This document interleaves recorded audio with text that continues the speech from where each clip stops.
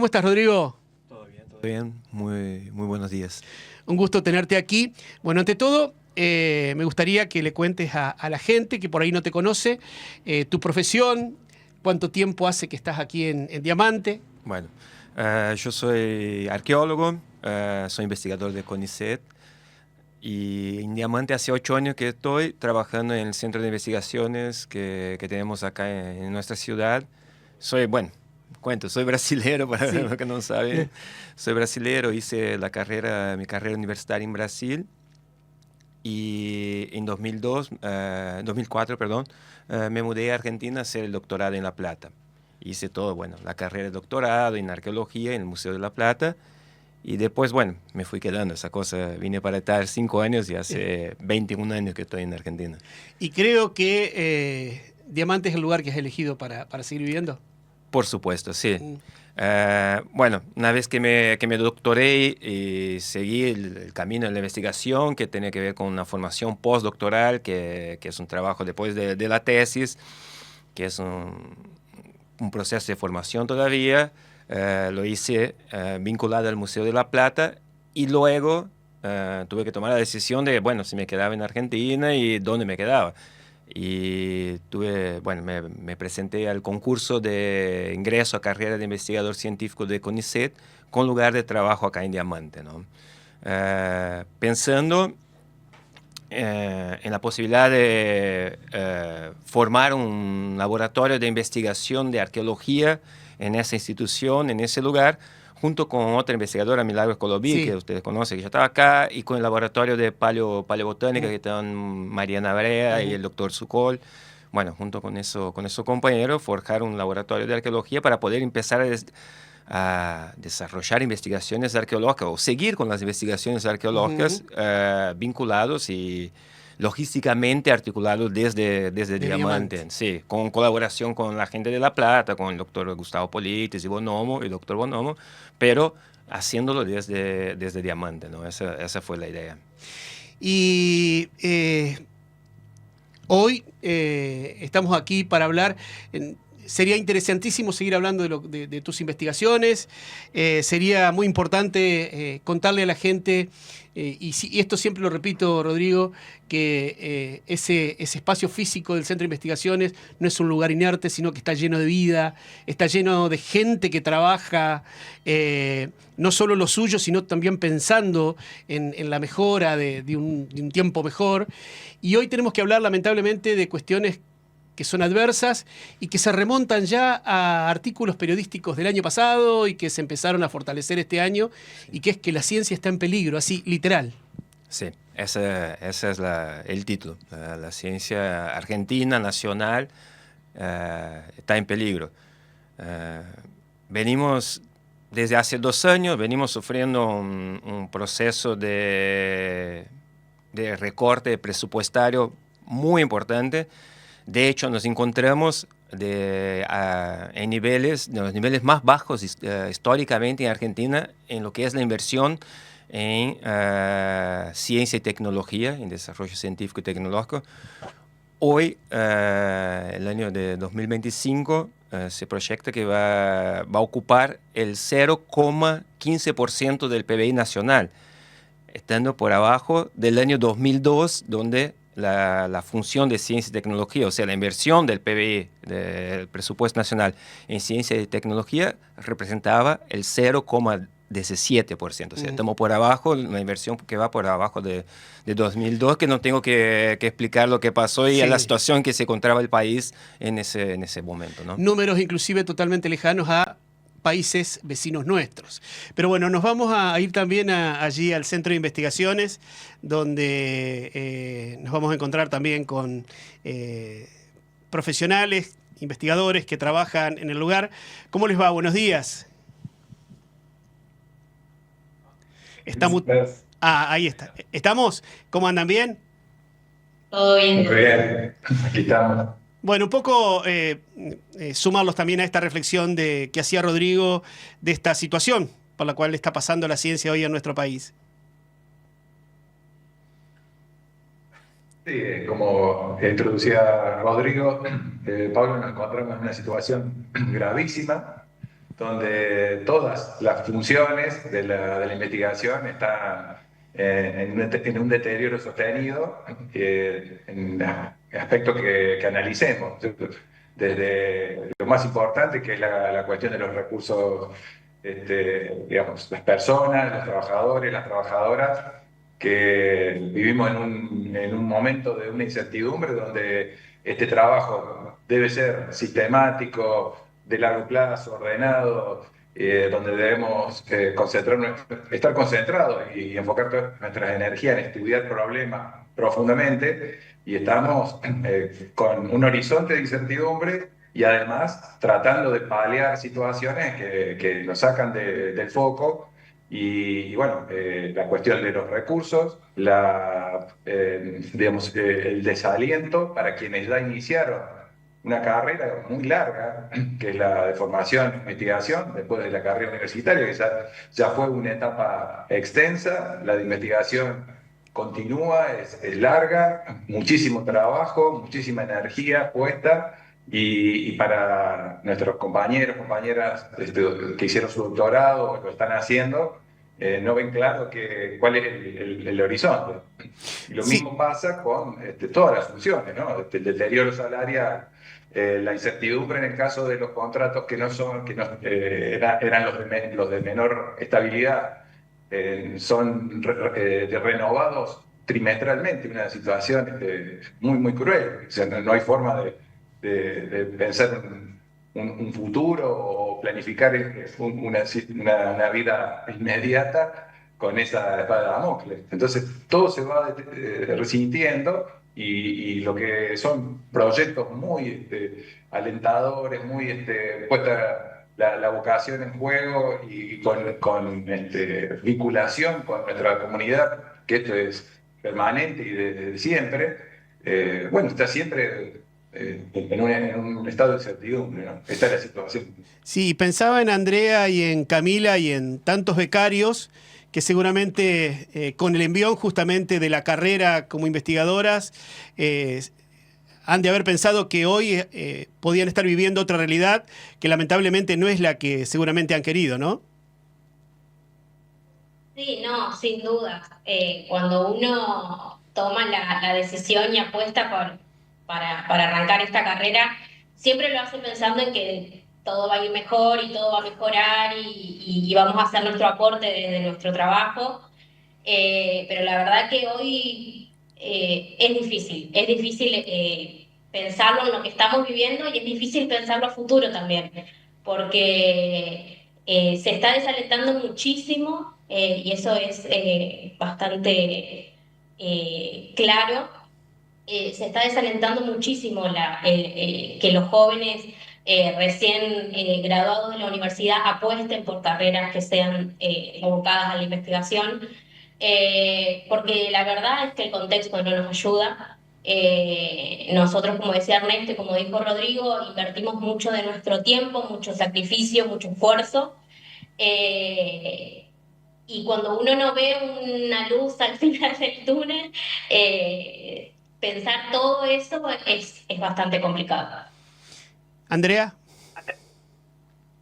Sí, bueno, coincido totalmente con mis compañeros. Es difícil también en términos personales, ¿no? Proyectar una vida y armar una vida en función de tanta incertidumbre, en el medio de tanto caos, de tanto desprestigio, porque también hay que decir que uno, a los recortes presupuestarios, digamos, la ciencia está acostumbrada, pero el desprestigio también discursivo que estamos viviendo tampoco, bueno, además de que tampoco suma, y está muy basado en un montón de falacias. También, digamos, desanima mucho estar en ese entorno y, y bueno, es un contexto que, bueno, que como decía Camila, desanima mucho también a la gente que viene. Estamos en un contexto y en un mundo súper cambiante en donde los científicos, nos gusten o no nos gusten, son, digamos, las carreras que hasta hace 5 años atrás estábamos hablando de que eran las carreras del futuro. Y son la carrera del futuro. El mundo necesita científicos, biólogos, matemáticos, físicos, químicos, geólogos, arqueólogos. Pensar que en este contexto, bueno, vamos a tener de acá a los próximos años recursos humanos tan capacitados, especializados y estudiados, y la verdad que resulta casi como una utopía. Y bueno, y lo que hay que tener muy en cuenta y muy en claro es que esto no ayuda al país, o sea, más allá de las cuestiones individuales de cada uno, no ayuda a un país. O sea, un país sin ciencia no progresa, no avanza, no se desarrolla, no establece colaboraciones ni se abre al mundo. Y eso tenemos que empezar a tenerlo claro como sociedad, digamos. Debería ser un eje transversal, así como pasa con los médicos y pasa con otros tipos de profesionales, que hay un consenso social. Bueno, con los científicos indudablemente tenemos que empezar a establecerlo también como un consenso social de la importancia que tiene tener un sistema científico nacional y soberano. Rodrigo, digamos, ¿cuál fue el punto de inflexión? ¿Dónde pasamos de ser el CONICET, un faro de la ciencia en el mundo, a esta situación? Bien, creo que todos tenemos claro que desde 2023, de la asunción de esa nueva gestión presidencial, empezamos a ser agredidos, como decía la compañera Andrea, que empezamos a ser desprestigiados públicamente. Empezó un proceso de agresión hacia la ciencia y de desprestigio de nuestra función social, ¿no? Eso sumado a una desinversión, como yo explicaba al principio, inédita en Argentina. Peor que en el momento de Macri, donde el gobierno de Macri, donde hemos sufrido también un proceso de desinversión. El momento actual es peor que eso todavía. Creo también que es pensando de manera más global, creo que hace parte también de una estrategia, de un plan que se tiene para el Estado y para el Estado argentino como un todo, ¿viste? Profundizar la primarización de nuestra producción como país, desestimular la producción de conocimientos y tecnologías e innovaciones a nivel autóctono, local. Creo que es parte de un plan donde quiere ubicar a Argentina dentro de esa lógica de gobierno que se instaló a partir de 2023. Creo que tiene que ver con todo eso. Tanto que hay un ataque y un desguace de instituciones importantes que funcionaban, prestigiosas, como el CONICET, que el organismo de producción científica más importante de Latinoamérica, y que funcionaba. No era perfecto, no era perfecto. Tenía un montón de problemas que nosotros mismos como investigadores, en cuanto a becarios, venimos marcando hace años. Tenía un montón de problemas, un montón de cuestiones que ajustar y que mejorar. Siempre hay lo que mejorar. Pero desde ese momento empezamos a sufrir un desguace de una institución que funcionaba muy bien. Y como decía también la compañera, eso, no solo en la ciencia, también en la salud pública, en las universidades nacionales, también, que son entidades prestigiosas de gran nivel, públicas, gratuitas, también están sufriendo ese recorte. O sea, hace parte de un plan mucho más grande de motosierra para el Estado Nacional, y para la producción de conocimientos, de bienes, de recursos desde el Estado Nacional, y desde de la producción de personas y que están involucradas acá, y con los problemas locales también, ¿no? Claro. Ernesto, y recién en lo que son los números duros, digamos, hablaba del PBI que el gobierno argentino le da a la ciencia, y cuando miramos alrededor, los países vecinos, es totalmente opuesto a esto, inclusive a instancias distintas de lo que sucedía años anteriores, ¿no? Bueno, Brasil, que hoy casi es el que está más arriba de todo, pero digo, es difícil de entender. Sí, absolutamente. Y tiene que ver un poco con lo que decían los compañeros y las compañeras, digamos, una idea general para la sociedad, donde digamos, todas las funciones que hacen a lo público y a lo que tiene que ver con solucionar nuestros problemas, además en todas las facetas, porque no es solo este desguace enorme instituciones y organismos públicos, sino también una falta de apoyo a todo lo que tiene que ver a las organizaciones y a los emprendimientos económicos e industriales locales. O sea, es un plan que de alguna manera destruye todo lo que veníamos construyendo como sociedad con un planteo de apertura y de globalización absoluta y no con inteligencia y con articulación en consenso, sino con una receta, ¿cierto? Y en lo que vos decías, aún nuestros números ya eran bajos, existía un plan que estaba aprobado por ley, que es un plan de inversión progresiva, un plan que apuntaba al mediano plazo, que está consensuado por todos los actores de nuestra sociedad a partir de leyes que han sido votadas en el Congreso, y ese plan ha sido absolutamente abandonado. Es decir, los países, para pensar en números deseables, tendrían que estar invirtiendo en el orden del 2% de su Producto Bruto interno, y nosotros, aunque siempre fue un trabajo de progresión hacia esos valores deseables, bueno, estamos en el peor de los escenarios, ¿no es cierto? Camila, contanos qué es ser un becario. Mira, ser un becario primero es ser un trabajador que está como primera instancia precarizado. Nosotros somos, un poco lo explicaba Rodrigo al principio, nosotros somos egresados de la universidad, somos profesionales. Nosotros, para presentarnos a una postulación de beca, presentamos todos nuestros antecedentes, pasamos por un concurso de evaluación, quedamos dentro de un orden de mérito, hemos presentado nuestros planes de trabajo, han considerado que nuestros planes de trabajo pueden ser realizables en el plazo que estipula una beca, que son 5 años. Y cuando hablo de esto de la precarización que tenemos los becarios, me refiero a que nosotros no tenemos un sueldo, nosotros tenemos un estipendio, es una figura diferente. Nosotros no tenemos aportes jubilatorios, son muchos de nosotros que estamos ingresando a las becas entre los 25, si fuiste un brillante estudiante universitario, a los 30. No tenemos aguinaldo tampoco, entonces por eso era lo que yo mencionaba al principio de la inversión que nosotros hacemos en cuanto a nuestro tiempo y a nuestro esfuerzo y a nuestros años también, porque son años en los que nosotros estamos trabajando, estamos produciendo, estamos siendo evaluados constantemente, pero si lo llevamos al plano laboral no estamos siendo reconocidos.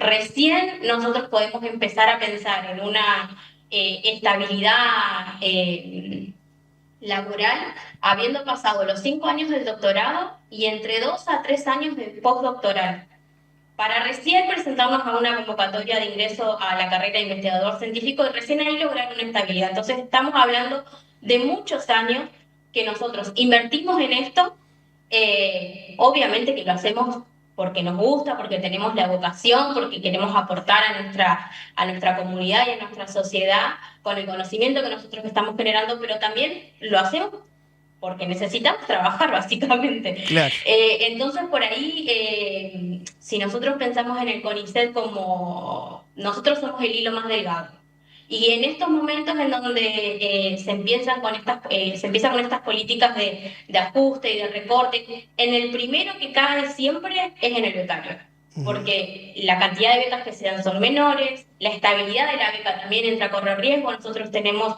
con Andrea somos becarios de CONICET, pero también había otra institución que era la Agencia de Promoción de la Ciencia, que también daba becas para doctorado, y ellos sufrieron un ajuste que fue enormemente mayor al que nosotros hemos tenido. Sus sueldos están literalmente planchados desde que asumió este nuevo gobierno. Nosotros, mal que mal, algún incremento en nuestro estipendio hemos tenido, pero los chicos que están dentro de las becas de agencia, es tremendo el panorama en cuanto a lo económico que han sufrido.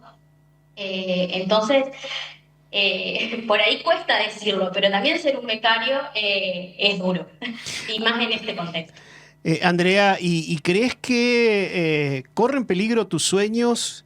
¿Crees que, digamos, en algún momento podés llegar a cambiar de idea y decir, me tomo un avión y me voy a algún lugar donde reconozcan lo que he estudiado, la materia gris y mis conocimientos? Sí, bueno, estamos todos evaluando esas posibilidades en la realidad. Yo por lo menos tengo compañeros también que hemos sido compañeros de la facultad y hoy somos colegas y estamos todos viendo eso. Hay que decir también una realidad porque, digamos, está mucho este concepto de la fuga del cerebro como el científico que se va a hacer ciencia afuera. Y ese también es un sector minoritario, porque la gran mayoría, si ya tiene establecido una familia, hijos, o tiene cierto arraigo en Argentina, se queda en Argentina quizás trabajando otra cosa y abandonando la profesión en sí. Eso tampoco estimula, digamos, ¿no?, al trabajo profesional y a la mano de obra calificada, que también es importante. Eh, pero sí, bueno, siempre están las posibilidades. Los científicos argentinos y los investigadores argentinos son muy requeridos en el extranjero, son muy valorados.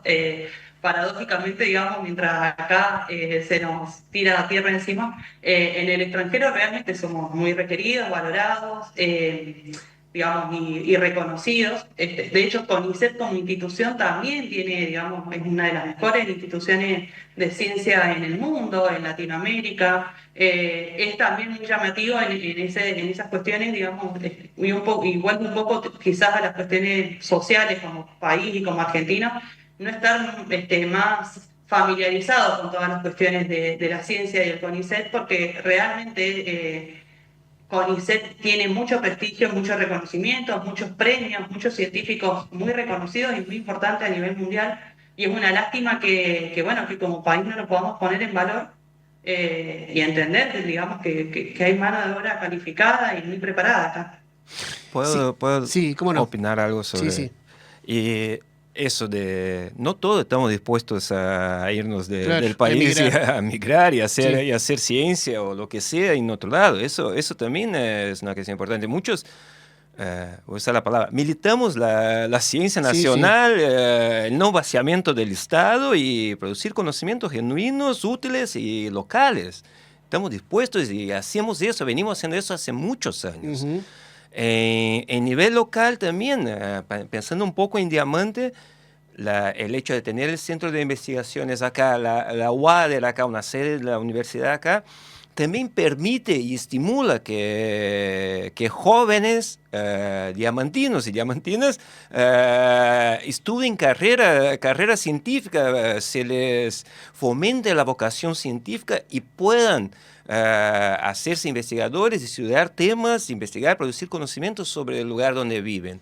En el centro de investigaciones tenemos varios Sí. colegas que son diamantinos O que que han han estudiado. estudiado acá, que han desarrollado sus investigaciones acá y hoy son investigadores, becarias en el centro de investigaciones. Y eso me parece importante y me parece fundamental. Una ciencia también entendida de manera popular, una ciencia hecha por gente local. Sí. Eso me parece fundamental y me parece que hay un poco de saña en contra de ese pensamiento. Del conocimiento público. Y del conocimiento producido por gente común y no por una élite intelectual despegada de toda la sociedad. Claro. ¿Entendés? El CONICET también, y las universidades públicas en Argentina, nacionales en Argentina, permiten eso. Sí. Permiten el acceso de hijos de trabajadores, de operarios, a la universidad pública. Poquísimos países y permiten ese tipo de ascenso a través de, Bueno, de la educación. Ha pasado como acá, superior. Rodrigo, como jóvenes que por ahí a lo mejor no hubiesen tenido la oportunidad de estudiar en otro lugar, estudiaron en la UADER aquí en Diamante y hoy están doctorados y están haciendo la carrera dentro de CONICET, ¿no? Exactamente. En nuestro centro de investigaciones. Exactamente. Y en otros lugares también, en otros ¿viste? lugares, sí. Entonces, me parece además eso, tiene ese rol social, ¿viste? De la producción científica. Ernesto, dentro de un rato vamos a hablar del federalismo entrerriano con una escritora diamantina. Y por ahí el temor que tengo es que en algún momento también se entren a borrar los nombres de aquellos que han hecho grande nuestro país. Digo, porque si uno se pone a pensar, por ejemplo, Milstein, Hussey, Liotta, Favaloro, digo, es como que también estamos deshonrando la historia de todos aquellos que desde la ciencia han hecho algo, no solo por Argentina, sino por la humanidad, ¿no?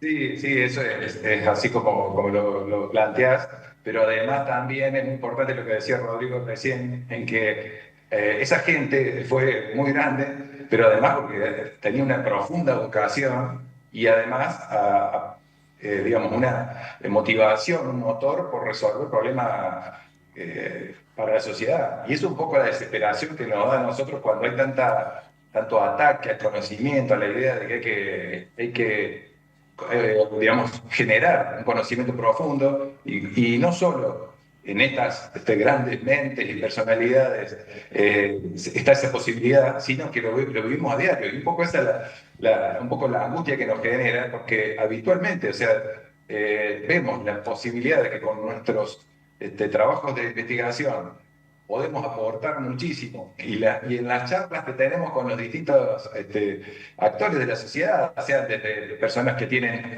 responsabilidades institucionales hasta personas de la sociedad que está tratando de emprender un desarrollo económico para poder resolver o desarrollar su actividad económica, como el caso de los ladrilleros, los pescadores, hasta, bueno, pequeñas industrias locales. Y todo el tiempo estamos viendo que hay una posibilidad de sinergia absoluta. Y todo esto con vocación organizativa y con financiamiento, sin duda, que no se puede hacer de una manera voluntarista, todo esto fluiría. Y Claro. hay receptividad, hay conocimiento de la sociedad que va entrelazándose, enraizándose con lo que nosotros, por una cuestión profesional y de una forma de trabajar, tratamos de sistematizar, pero que toda esa sinergia es absolutamente posible. Y fíjate que una de las cuestiones esta que se insiste con digamos, la productividad de los conocimientos, la idea de que tiene que tener un rédito económico inmediato, todo eso tiene una cantidad digamos, de cuestiones que son una simplificación tan enorme. Esta cuestión que decimos un ataque profundo a las ciencias sociales, cuando estamos hablando de que si esto en buena parte fluiría si nos organizamos mejor como sociedad. Y todo eso, bueno, son objetos de estudio de cómo generamos mejores instituciones, mejores formas de las ciencias sociales y están siendo castigadas.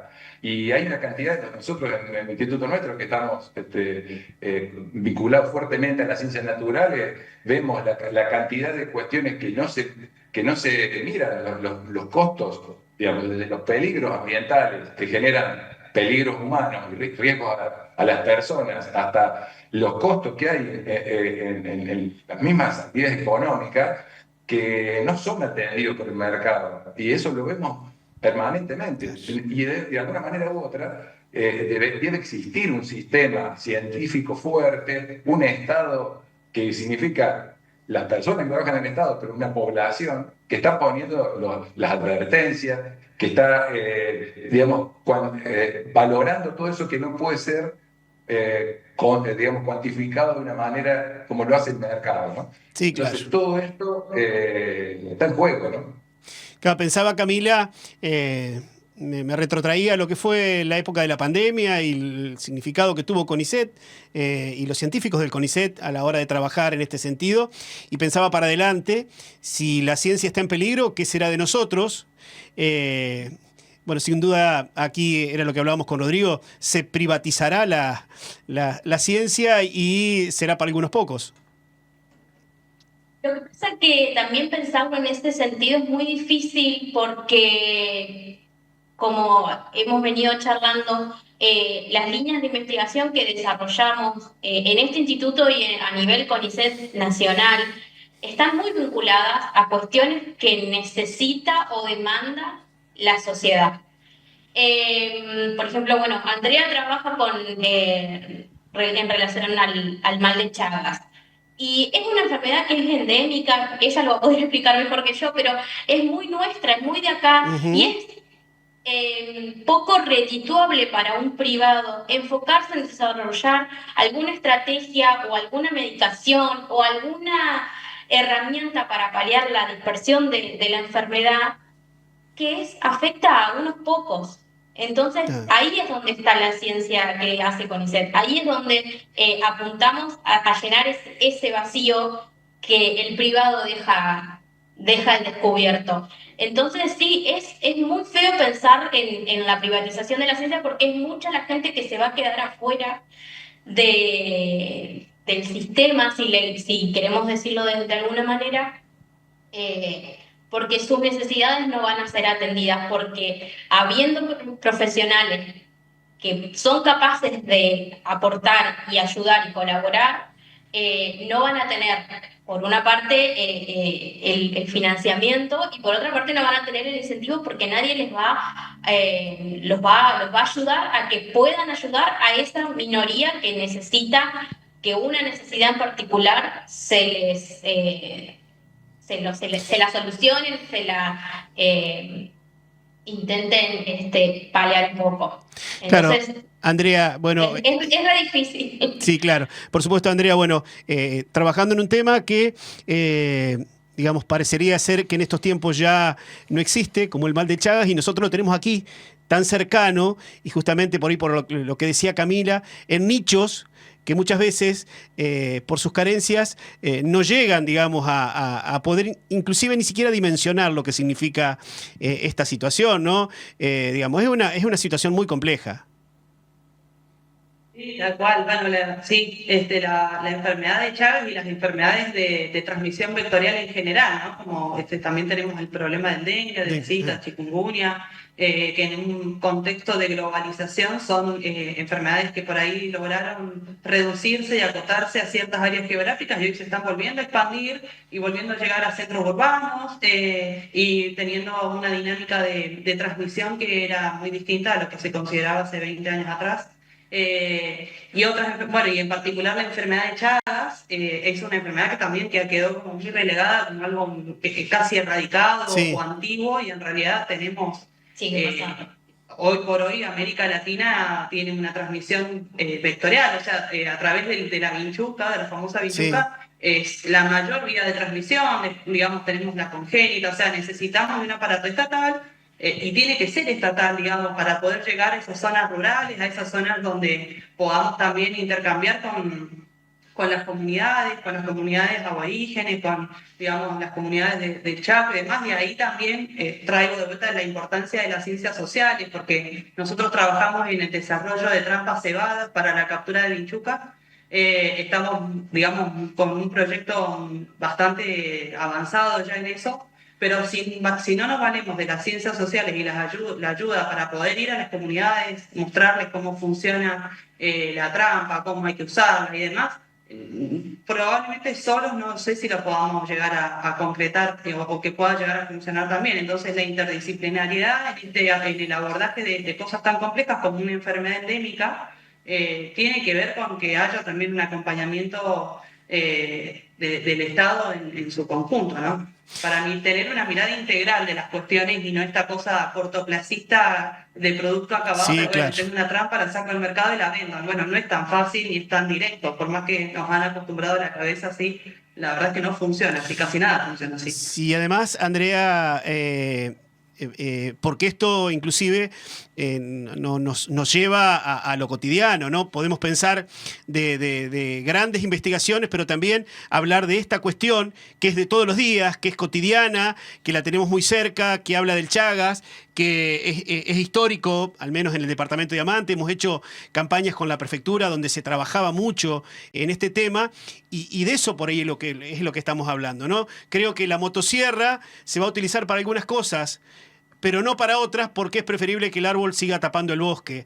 Entonces, me parece que esta es la situación, ¿no?